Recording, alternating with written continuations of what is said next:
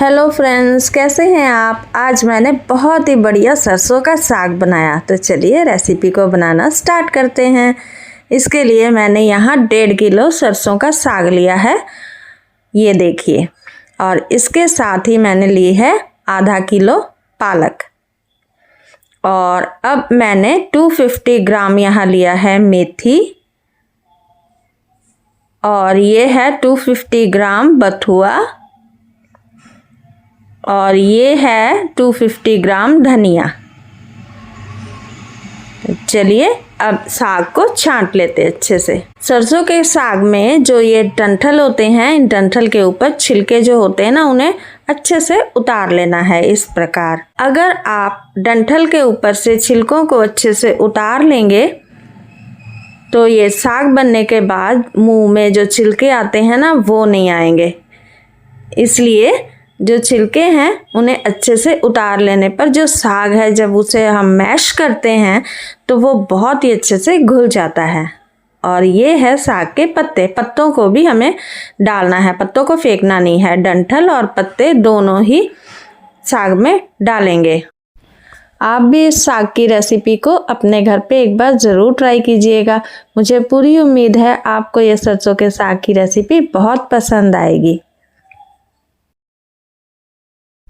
तो चलिए अब पालक को छांट लेते हैं। पालक को छांटने के लिए पालक के इस प्रकार एक एक पत्ते को अच्छे से छांट लेंगे। और पालक के अंदर जो ये घास होती है, अक्सर आ जाती है घास। जब पालक को तोड़ते हैं फ्रेश खेतों में से तो घास आ जाती है, घास को भी अच्छे से हटा देना है। और इस प्रकार फ्रेश पत्ते, अच्छे अच्छे पत्तों को छांट कर निकाल लेना है। हम अपने इस चैनल पर बहुत ही आसान रेसिपीज़ को डालते हैं। अगर आपको मेरी रेसिपीज़ अच्छी लगे तो आप मेरे चैनल को सब्सक्राइब कीजिएगा, वीडियो को लाइक कीजिएगा और मेरे चैनल पर विज़िट करते रहिएगा। और जो रेसिपीज़ हमने डाली हैं उसे ज़रूर से ट्राई कीजिएगा। चलिए अब मेथी की बारी। जहाँ से मेथी बंधी होती है वहाँ से मेथी को कट करके उनकी जड़ों को हटा देंगे और फ्रेश पत्तों को अच्छे से छांट लेंगे। क्योंकि मेथी के अंदर भी कुछ घास वगैरह होती है, तो उसे हटा देंगे और पत्तों को अच्छे से छांट लेंगे।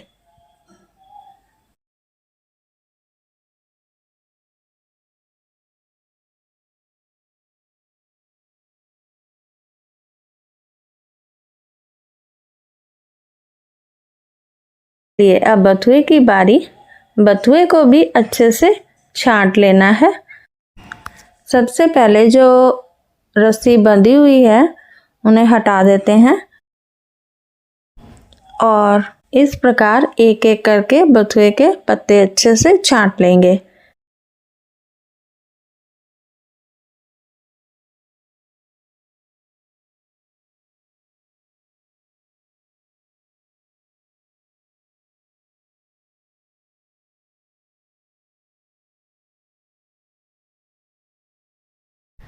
चलिए अब धनिए को भी अच्छे से छांट लेते हैं और धनिए के अंदर से भी जो घास वगैरह होती है उन्हें निकाल देंगे।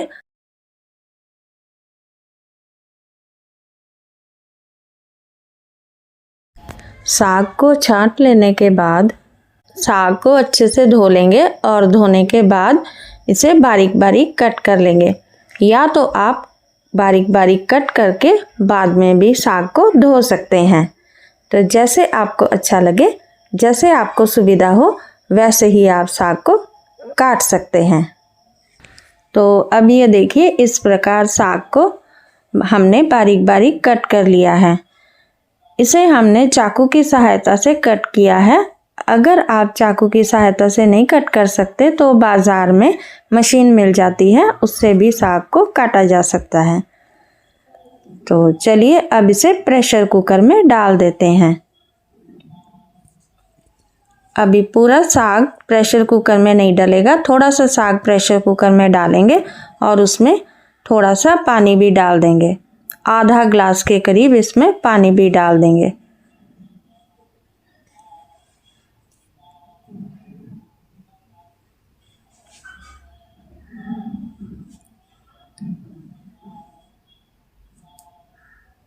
तो जितना साग कुकर में भर सकते हैं उतना भर लेंगे। और अब इसमें मैंने डाला है 2 इंच अदरक का टुकड़ा, एक पूरा फूल लहसुन का डाल दिया है यहाँ हमने, और साथ में मैंने यहाँ डाली है हरी मिर्ची।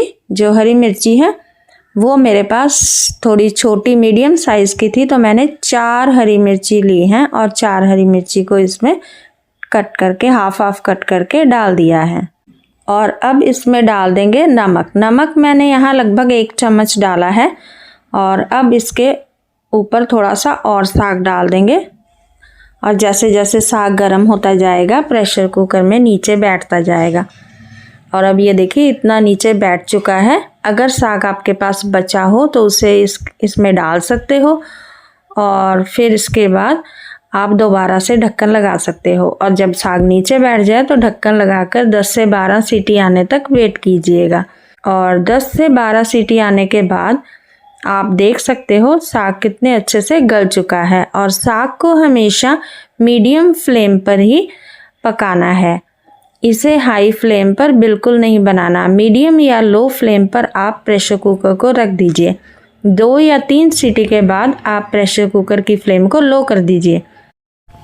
अब हमने यहाँ 4 बड़े चम्मच मक्की का आटा लिया है, और अब इसे तवे पर अच्छे से भून लेते हैं। तवे पर भूनने का कारण ये है कि जब साग में इसे डालेंगे तो मक्की के आटे का जो कच्चापन है वो हमें महसूस नहीं होगा। तो इस प्रकार मक्की का आटा साग में डालते जाएंगे और साग को मैश करते जाएंगे। अगर आप हाथों की सहायता से साग को मैश कर रहे हैं तो सबसे पहले साग में से जो एक्स्ट्रा पानी उसे निकाल दीजिए। और अगर आप ब्लेंडर के साथ ब्लेंड कर रहे हैं या आप मिक्सर ग्राइंडर के साथ ग्राइंड कर रहे हैं तो आप इसे पानी सहित भी ग्राइंड कर सकते हैं।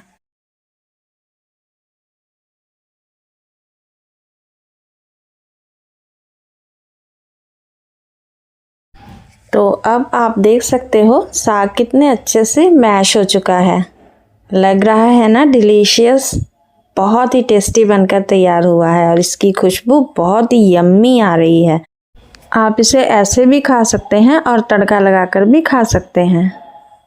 तड़के के लिए हमने यहाँ एक पैन में देसी घी डाला है। घी हमने थोड़ा ज़्यादा मात्रा में प्रयोग किया है। आप अगर चाहो तो आप घी को कम भी डाल सकते हो।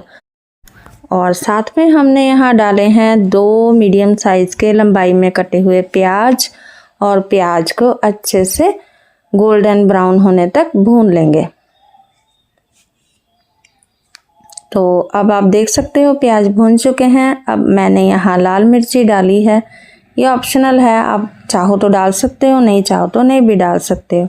एक बड़ा टमाटर मैंने यहाँ कट करके डाला है, और टमाटर के गल जाने तक अच्छे से इसे पका लेंगे। नमक, हल्दी, मसाला इसमें कुछ भी डालने की ज़रूरत नहीं है। अभी साग में हल्दी और मसाला हम बिल्कुल नहीं डालते। आप मेरे इस तरीके से बनाकर देखिए, बहुत ही डिलीशियस बनकर तैयार होता है। तो अब जितना साग आप एक टाइम यूज़ करना चाहते हैं उतना ही साग आप तड़के में डालिए और अच्छे से तड़के के साथ इसे मिला लीजिए। बाकी के बचे हुए साग को आप 1 हफ्ते तक फ्रिज में स्टोर करके रख सकते हैं। जब आपका मन करे आप तड़का लगाकर खा सकते हैं। तो अब यहाँ आप देख सकते हैं साग बहुत अच्छे से तड़के में मिक्स हो चुका है। तो यहाँ आप नमक चेक कर सकते हैं, और अगर आपको कम लगे तो आप यहाँ नमक ऐड कर सकते हैं। तो चलिए सर्व करते हैं।